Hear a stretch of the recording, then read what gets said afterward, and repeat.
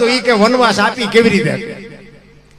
પણ એનો જે પ્રસંગ છે ઈ બાપુએ વાત કરી. ઈ કે રામની 10-12 વર્ષની ઉંમર હતી અને ગેડી દડે રમતા હતા. એટલે કૌશલ્યામાં એમને બોલાવવા આવ્યા કે રામ બેટા હાલો જમવા. ત્યારે રામ કહે છે કે માં મારી માથે દા છે, હું દા ઉતરે નહીં ત્યાં સુધી નહીં આવું. જો આ રામાયણ એમ કહે છે કે જ્યાં સુધી આપણા માથે દા હોય ને ત્યાં સુધી બાપુ તમે આખા પાછા ન થઈ શકો. તમારા છોકરા નાના હોય એને મોટા કરવા પડે, ભણાવવા પડે, ધંધો કરવો પડે, મકાન કરી દેવા પડે, બધું સેટિંગ કરી. આપણે માથે દા છે. એ દા જ્યાં સુધી પતે નહીં ત્યાં સુધી તમારે બાવા બનવું હોય તો ન બની શકે. કારણ કે તમે ઊભું કર્યું છે, એને તમારે વ્યવસ્થા કરી દેવી પડે. ઈ કે મારી માથે દા છે ત્યાં સુધી હું જમવા નહીં આવું. પછી કૌશલ્યામાં વ્યાઈ ગયા, દશરથ મહારાજ ને મોકલ્યા. ઈ કે જાઓ ને રામ તડકાના રમે છે ને જમવા નથી આવતા.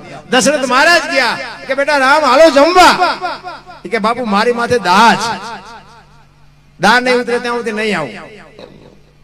દશરથ મહારાજ વ્યાઈ ગયા. પછી કઈ કઈ આવ્યા ને, દશરથ મહારાજ કઈ કઈ ને કહે છે કે તને રામ બહુ આલો છે, જાને અમે બે ગયા તો નો આવ્યો, તું લઈ આવી ને તારું માન છે. કઈ કઈ માં ગયા ને કીધું બેટા રામ હાલો જમવા. કે માં મારી માથે દા છે, હું દા છે ત્યાં સુધી નહીં આવું. અને કઈ કઈ માં અહીંયા બેઠા. કે તારી માથે દા ન ઉતરે ને ત્યાં સુધી હું અહીં બેઠીશું. તારો દા ઉતરે ને પછી આપણે બે હારે હારે જઈશું. તું ભૂખો હોય ને મારે થોડું ખાઈ લેવાય. ઘડીક થયું રામચંદ્ર પરમાત્મા આવ્યા, ખોળામાં બેહી ગયા. એ કે માં મારી માં આવી મને પૂછીને વહી ગઈ, મારા બાપુ આવ્યા એ મને પૂછીને વહી ગયા, અને તું કેમ બેહી રહી? હું તને એટલો બધો વાલો છું. એ કે રામ તું મારો જીવ છો, તું મારું કાળજું છો. તું ભૂખો હોય ને મારા ગળા હેઠું બટકું રોટલો ઉતરે. એ કે માં હું તને એટલો બધો વાલો છું, માં હું તને એટલો બધો વાલો છું. એમ કરતા કરતા કરતા કરતા બાપુ કઈ કઈ ને કુંડાળામાં નાખ્યો.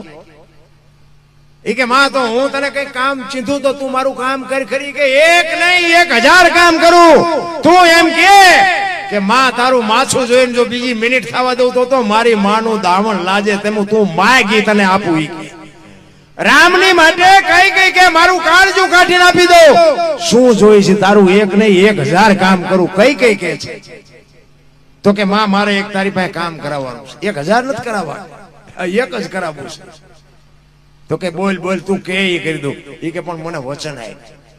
કારણ કે આ તો બાપુ રઘુકુળની રીત હતી, બોલ્યા પછી બીજું બોલાય નહીં. આ ખેદાન વળી ગયું ને એ બાપુ આ જરૂર જ હતી.